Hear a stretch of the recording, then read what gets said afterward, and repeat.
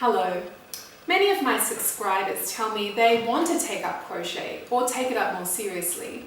In other words, embrace their crochet destiny, but that they just can't find the impetus to do it. So this video will, in a very practical way, give you everything you need to get started. I'm going to cover the basics of what you need to begin your crochet adventure and hook you up with some resources so that you can take it from there. First, you need a project. Now, I want you to dream big. Don't fall into the trap of thinking that you need to go through a bunch of boring drills or master the fine motor skills that crochet is made of before you can start making, those wonderful blankets or elaborate shawls or that little Yoda beanie for your Star Wars obsessed friend's newborn child, or some creepy little critter that you just want to put on your bedside table.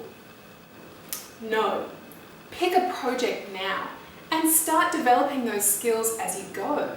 Incidental things like reading a pattern or learning special stitches will all come as you go. And as any good psychologist will tell you, having a goal or a project will help keep you motivated. Plus, once you get started, I think you'll find it's a lot easier than you might think. Second, you're going to need a kit. Essentially, you need a crochet hook and some yarn.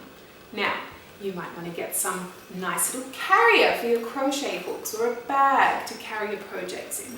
But really, all you need to do is get one hook and one ball of yarn to get started. Now about wool or yarn.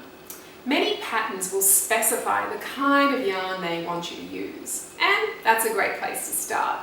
But I don't want you to be limited by it. Get to know different properties of yarn, like thicknesses or ply, and the different fibers that different yarns can be made out of. Wool or cotton, bamboo, different types of acrylics and blends of all of these things.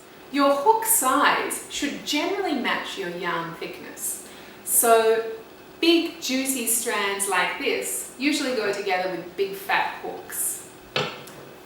Lacy, fine, thin, delicate yarns like this will go with hooks that are quite small. Hooks that you might have seen your grandmother using to make doilies. Tiny little head on the end there. But you can mix it up. If you want to make something a bit lacier, just increase the size of your hook and use a smaller yarn. Or if you want to make something really tightly woven and thick, use a bigger yarn and a smaller hook. I also want you to get to know the labels of yarn. Once you get to read these and understand them, you will have power to make crochet executive decisions. Get to know your wool. Most commercial wools will have some kind of label that specify a bunch of information that's actually quite useful for you to know.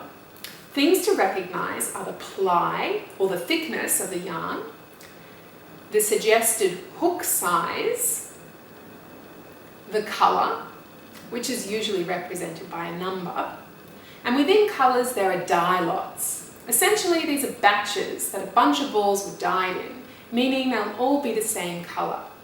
If you're making a big project like a blanket or a jacket, make sure to get all your balls from the same dye lot to avoid slight variations in tone between them. It's okay to start out with plastic hooks, like this. But as you can see, under some tension, it's flexible. And that's not what you want for your crochet project. What I suggest is that you invest in some anodized aluminium or steel hooks. Even under the most challenging crocheting conditions, even executing the most nimble maneuvers, metal hooks will not flex and bend and will give you the control you need to master your crochet project. Now, bamboo hooks are okay too. You can use them if you want, but I see them as a fad and they're a little bit too flexible for my liking. Plus, you don't want to be snapping a crochet hook in the middle of an extremely motivating and delightful crochet project. There are a lot of novelty hooks out there. For example, hooks that have carved motifs or figurines on them, and hooks with grips. These are great too, whatever floats your boat. Third, start making stitches, bitches. The most important part and the most difficult part in starting to crochet is the grip.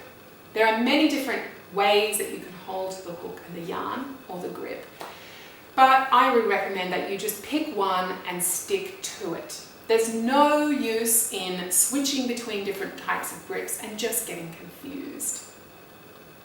So, how do I start making those stitches, I hear you ask? Well, I've made some suggestions here of some crochet tutorials that you can find on YouTube. The first one is a 6-part tutorial by Glamour, who helps cover the basics in a very detailed way. She also has amazingly mesmerizing fingernails.